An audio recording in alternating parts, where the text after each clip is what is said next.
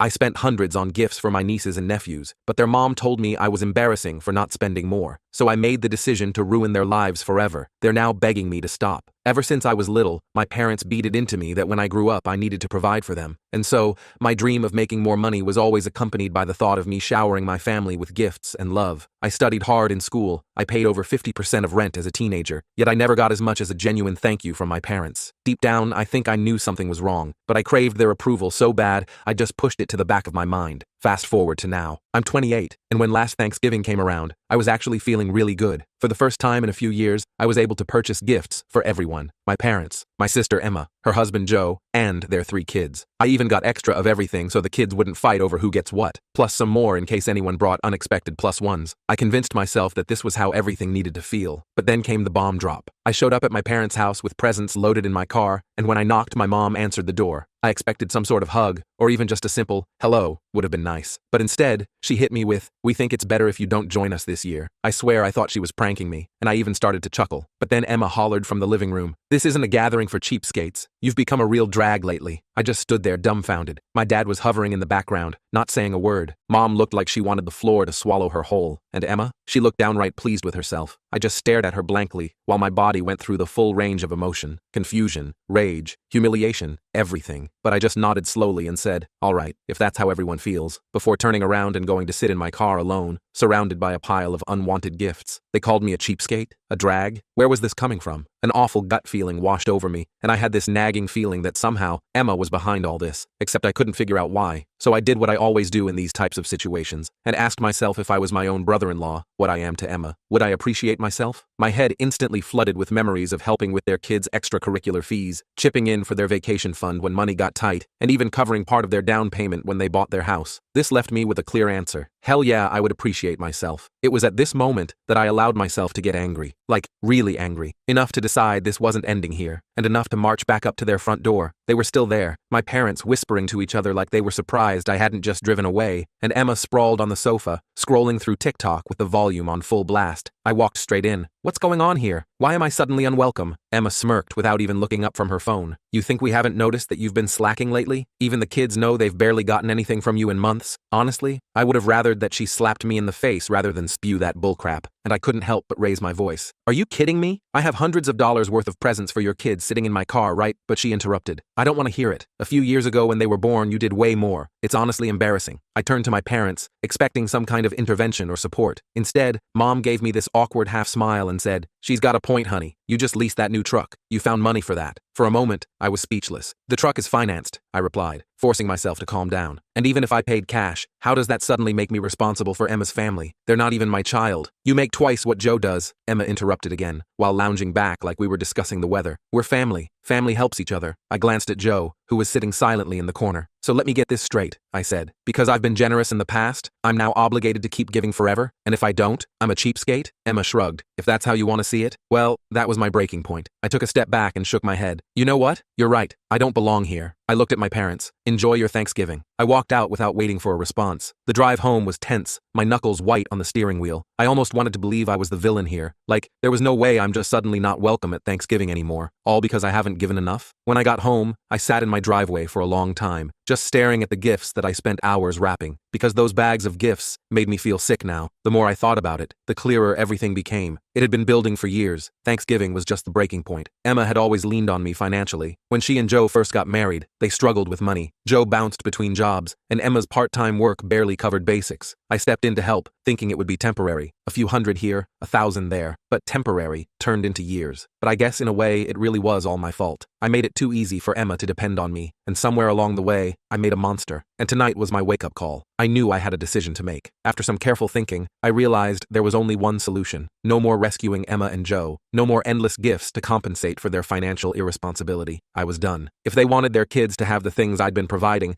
they could figure it out themselves. It wasn't easy. Cutting off my sister meant potentially damaging my relationship with her children, and possibly my parents. But I couldn't continue being treated like an ATM instead of a brother and uncle. I didn't reach out to anyone, and no one contacted me either. I thought maybe they got the message, but I should have known Emma wouldn't let it go that easily. The silence stretched through Christmas and New Year's. No calls, no texts, Nothing. For the first time in forever, I spent the holidays completely alone. It wasn't that I expected them to reach out, but it felt strange when the ball dropped at midnight and my phone remained silent. I won't lie, I thought about calling several times, but whenever I picked up my phone, I remembered Emma's smug face and her words, gathering for cheapskates. I'd been their safety net for years, and they had the nerve to treat me like I was disposable? No thanks. By mid-January, things started shifting. Joe had always been the quiet type who avoided confrontation, but one evening, I got a text from him out of nowhere. Just wanted to say I'm sorry about Thanksgiving. I don't agree with what happened. Emma won't listen to me, but I thought you should know. I stared at my phone for a long time, unsure how to respond. Part of me appreciated knowing someone in the family recognized the injustice, but Joe had sat there silently that night, and his apology now felt insufficient. I finally replied, "Thanks for saying that, Joe, but this isn't something I can just brush off." He didn't push it further, which was fine by me. Then, in early February, Emma showed up at my apartment unannounced. I was in the middle of a video call when I heard aggressive knocking. I tried ignoring it at first, but it just kept going. When I finally answered, there stood Emma, looking frazzled and irritated. "We need to talk," she said, pushing past me before I could object. I crossed my arms. "What's this about?" She didn't waste time. "You need to stop this childish behavior and start helping out again." I laughed in disbelief. "Helping out? You mean financing your life? I told you I'm done with that." She glared at me. "You're the one with money to spare. Do you know how hard it's been for us since you decided to throw this tantrum? The kids barely have what they need. Joe's struggling to keep everything together, but we can't manage without your help." I couldn't believe what I was hearing. "Are you listening to yourself? You're a grown woman, Emma. You have a husband and children. If you need more money, find better jobs. It's not my responsibility to solve your problems. You've always helped before," she snapped. "Why are you being so stingy now?" "Stingy?" I echoed. "You want to talk about stingy? Let's talk about how you lied to our parents about me, turned them against me, and then banned me from Thanksgiving because I supposedly wasn't generous enough with your kids. And now you're here asking for more? That takes some serious nerve." She started to interrupt, but I held up my hand. "We're done here. I'm not giving you another penny, and I don't want to hear from you again until you learn how to act like an adult." She stood fuming for a moment before finally storming out. After Emma left, I thought that would be the end of it for a while. She'd sulk, maybe complain to our parents, but eventually realize I wasn't backing down. I was wrong. 2 days later, I got a call from an unknown number. I don't usually answer those, but something told me I should. "Hello? Is this Alex?" a woman asked. "Yes. Who's calling?" "This is Patricia Wilson. I'm an attorney. I represent a client who's raised concerns about certain financial matters involving your family. Do you have a moment to discuss this?" I froze. "An attorney? What financial matters?" "I can't go into specifics over the phone," she continued professionally, "but it involves financial contributions you've made to your sister Emma and her family, particularly the use of those contributions. Would you be willing to meet at my office?" My mind raced with possibilities. Had Emma taken out loans in my name? Was she using my information for something illegal? Or was this just another desperate attempt to guilt me into giving her money again? "Who's your client?" I asked cautiously. There was a brief pause. "I'm afraid I can't disclose that right now, but I assure you, you're not being sued. This is more of an informational meeting." Against my better judgment, I agreed to meet. Curiosity got the better of me, and I couldn't shake the feeling that there was more happening than just Emma being entitled. When I walked into Patricia Wilson's office the next day, she dropped a bombshell almost immediately. "My client is Joe," she said, sliding a folder across her desk. I blinked in surprise. "Joe? Why would he need a lawyer?" Patricia watched me carefully. "He believes Emma has been misusing the money you've given them over the years. He has evidence suggesting she's been hiding funds from both of you." My stomach dropped. "Hiding money? What do you mean?" She opened the folder, revealing bank statements, receipts, and screenshots of text messages. "Joe suspects Emma has been diverting your financial contributions into a separate account. Based on these records, she appears to be using the money for online shopping sprees and secret spa weekends, rather than family expenses." I stared at the documents in shock. "You're telling me all those times I helped with bills and the kids' needs, that money never went to them?" Patricia nodded grimly. "That seems to be the case. Joe discovered this recently, and came to me because he wasn't sure what to do. He was hesitant to involve you initially, but given recent events, he felt you deserved to know." I couldn't believe what I was hearing. Emma had been playing me all along, taking money I thought was helping her family and blowing it on herself. I felt angry, betrayed, and completely stupid for not seeing it sooner. "Does Joe have solid proof?" I asked tensely. Patricia nodded and pushed the folder closer. "See for yourself." I flipped through the documents, finding transfers from my account to their joint account that matched times I'd helped with emergencies. Then there were withdrawals to a separate account in Emma's name alone. Transactions from that account showed expensive online shopping, spa retreats, and even a weekend getaway with someone named Jen that Joe apparently knew nothing about. "Unbelievable," I muttered, shaking my head. "And Joe just found out?" "He only discovered the separate account recently," Patricia explained. "He had suspicions for some time,